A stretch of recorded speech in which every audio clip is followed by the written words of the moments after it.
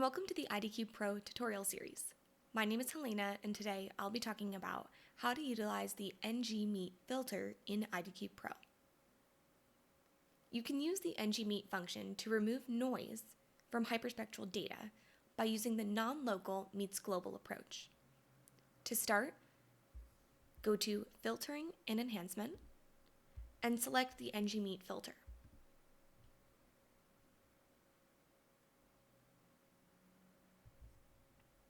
After it's complete, click OK and visualize the filtered image. To show the contrast, you can remove the filter by clicking the Reset button.